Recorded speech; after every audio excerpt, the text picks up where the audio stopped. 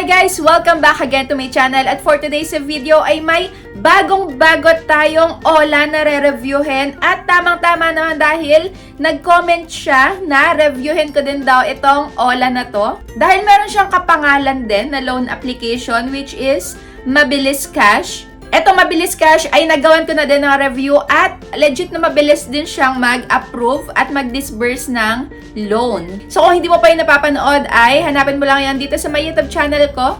If ever na gusto mong mag-apply din doon. Pero, going back nga, si Mabilis Loan naman ang ating re-reviewin. Dahil base nga sa may nakita kong kanilang ads, 99% ang passing rate. Ibig sabihin halos lahat daw ng mag-a-apply dito ay ina-aprobahan nila.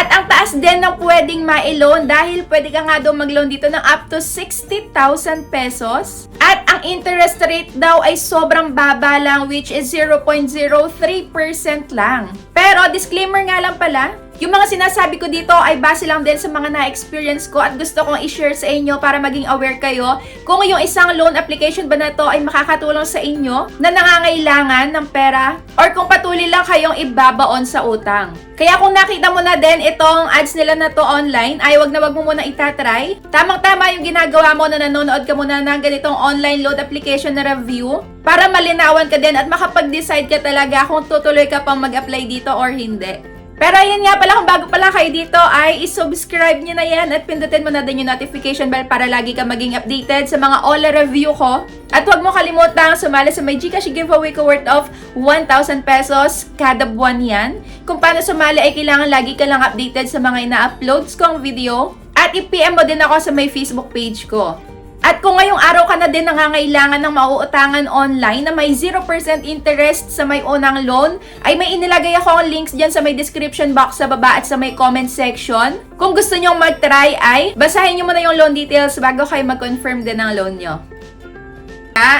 Na-install ko na itong Mabilis Loan Credit Pera Loan. So, in-install ko to sa my iOS. Meron siyang 4.9 nga na ratings at mabilis lang din daw ang pag-approve dito dahil ang process lang daw ay 5 minutes. So, meron dito magtatanong, mga haras ba to pagka hindi ka, pumipiyok pa no? Mga haras ba to pagka hindi ka nakapagbayad agad? So, malalaman din natin yan mamaya. At kung ipopost ka ba if ever na malate ka ng pagbabayad. So, kung gagawa ka ba nila ng Facebook page, ng group chat, malalaman natin din yan mamaya. So, na-install ko na nga at dito ay meron nakalagay na 50,000 pesos maximum loan daw to. At yung loan term ay 121 days. Kaso dito medyo nagtaas yung kanilang interest rate per day. Kanina sa ads nila ay 0.03 lang. Pero dito naging 0.05.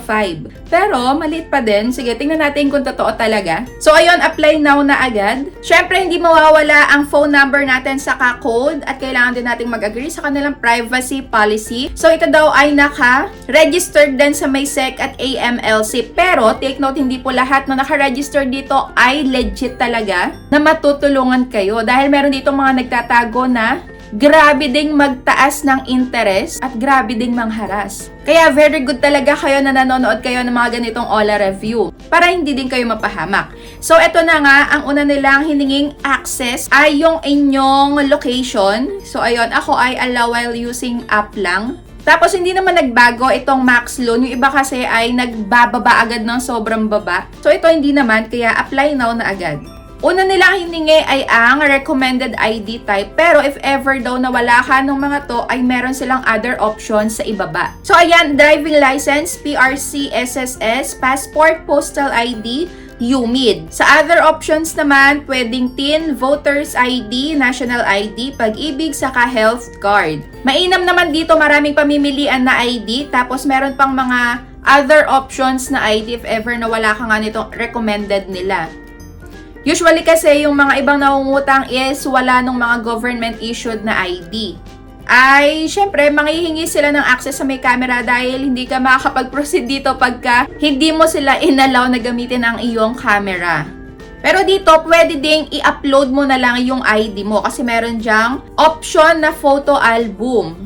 So, ayun, next is may lumabas na confirmation kung totoo ba or tama ba yung pangalan, ID number, saka birthday mo na nandun sa may ID. So yun, kung tama naman is confirm and submit na. After nun ay facial verification na. Yun, para daw masigurado nila na ikaw talaga yung nag-a-apply at hindi ginamit lang ng ibang tao yung ID mo.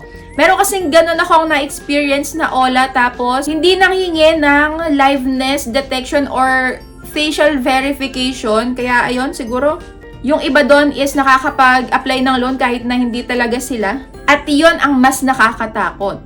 Yung magamit ng iba yung ID mo, sobrang personal information kasi yon. Dapat ikaw lang ang nakakagamit, lalo na kung OLA. So, ayun, next na tayo dito. So, meron ditong 4 na sasagutan. Ang una ay identity information. Mukhang kaunti lang naman yung sasagutan. Matatapos tayo agad dito. So, education, lagay mo yung marital state mo. Ilang credit cards meron ka. So, kung wala ay 0 lang. Tapos, lagay mo yung email mo, gender mo, residential address. Saka yung loan purpose mo, bakit ka daw dito mag-a-apply ng loan. So, meron ako dyang ilalagay na pamimilian. Pili na lang kayo dyan.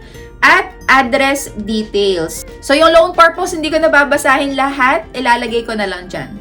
So, pangalawa na tayo agad, work information na. Dito, hinahanap yung company name, company address, company phone number, at select profession. Ilalagay ko na lang din dito yung pamimilian sa my profession, kung ano yung profession mo. At work experience, gaano ka nakatagal dyan sa may pinagtatrabahuhan mo. At yung monthly salary mo kung magkano sinasahod mo kada buwan. Sa address details naman, ilalagay mo lang yung company address in details, saka yung payday mo tuwing kailan ka sumasahod. So, save na natin. At yung profession nga pala, nakita ko dito, pwede ang student, unemployed, saka OFW. So, kung isa kayo doon sa mga nabanggit ay, panoorin nyo muna din yung video na to hanggang dulo para makita nyo kung legit nga ba talaga or worth it itong pag-a-apply nyo sa kanila. Ayun na, pangatlo na tayo at ilan kaya ang hahanapin nilang emergency contact. Ito ay marami, 5 ang hinihingi nila. Kagaya ng sinasabi ko sa inyo lagi, pagka kayo ay mag-a-apply ng loan online ay siguraduhin nyo na 3 o 5 lang yung nakasave sa may phone book nyo. Para kung wala ka pang pambayad, ay wala na silang haharasin. Wala silang makikita na iba mong contact details kahit hindi mo nilagay sa may reference. Wala. Ayun, dito ay pipiliin mo lang kung kaano-ano mo to tapos piliin mo na yung phone number nila at save na. Sa may last na tayo ngayon, dito ay e-wallet saka bank ang pwede pamilian sa may pag-receive ng ilo-loan mo. So, dito sa may e-wallet, pwede ang GCash, GrabPay, PayMaya. Kung e-wallet naman ang pipiliin nyo, ayan, ilagay nyo lang yung first name nyo, middle, last name, e-wallet account. So, yung number nyo. Tapos, uulitin mo lang sa ibaba. And save. So, eto na nga yung pinaka-exciting part. Buo kaya nating matatanggap? Mababa nga lang ba ang interest? Kagaya ng nasa ads nila? So, eto na yung sagot. Ako ay naaprobahan nila sa may 4,000 pesos for first-time user. Yan ha, para sa akin, malaki-laki na din yan. Kaso lang, ang matatanggap ko na lang dito sa may 4,000 pesos ay 2,480. Pero dito nakalagay yung interest ay 0. Walang interest. Tapos sa may other fee, 0 din. Pero dito sila bumawi. Parang dito nila nilagay lahat ng ikakaltas nila sa may service fee. Grabe, kasi ang matatanggal dito ay 1,520. Sobrang laki naman ng service fee nila. At yung pagbabayad ay hinati daw sa 2. Pero ang totoo na to ay 7 days lang din. Babayaran mo na yung halos lahat ng inutang mo. So kung sa may 4,000 pesos, ang mare-receive mo na lang ay 2,480. Ang babayaran mo on or before 7 days ay 3,960 na agad. So ayun, tapos after 3 months pa bago ka magbayad nung pangalawang pagbabayad mo, which is 40 pesos na lang yung babayaran mo. Nakakaloka yung mga ganitong terms, ano? Siguro iisa lang din yung nakaisip na to, tapos magkakapatid lang yung mga OLA na to. Grabe. So, ayun, hindi ko na ipagpapatuloy yung application ko dito. Para sa akin ay hindi ko to maire-recommend sa inyo dahil sobrang taas ng service fee nila. So, nasa sa inyo pa din yung decision, pero ako, hindi ko kaya i-encourage na mag-apply dito dahil marami pang mga legit na OLA ang pwede kayong mag-apply. So, nandito din yun sa my YouTube channel ko. Kesa dito kayo mag-apply sa ganitong OLA. At nag-search nga ako online kung ito ba ay magpo-post pagka hindi ka nakapagbayad. In fairness kasi wala akong nakitang nagdiwara or nag-post din about dito. Except dun sa may application nila. So, nagbasa ako dun sa may app nila. Tinignan ko kung totoo nga ba yung 4.9 na ratings na to dahil sobrang laki, sobrang taas pala, I mean. So, sa may sobrang taas ay hindi talaga ako naniwala. Halos nakalagay dito kaya pala mataas ay ine-expect nila na pagka mataas yung ratings nila, pagka 5 stars yung nilagay nila is mataas din ang chance na maaprobahan sila. Kaya nakalagay dito, I will change after the result. So, by the way, it's very easy and convenient to use. So, love it. Tapos, dito naman sa may most critical, pagka mag-check kayo ng ratings, pindutin nyo yung most critical. So, ayan, nakalagay dito, auto-reject. Ayan, mga scammers, kukunin lang info mo, tapos reject. So, ayun yung hinahanap ko kahit na isang ganito dahil eto yung talagang naka-experience na. At dito kayo dapat maniwala, hindi yun sa mga sobrang tataas na interest, yung sobrang tataas na rating. So, ayun. So, para sa akin, I know ako dito. Kung na-experience nyo na din ang mag-apply dito sa may mabilis loan ay, comment nyo dyan sa may comment section para mabasa din ng iba at maging aware sila. So, yun lang. That's it for today's video. Thank you for watching.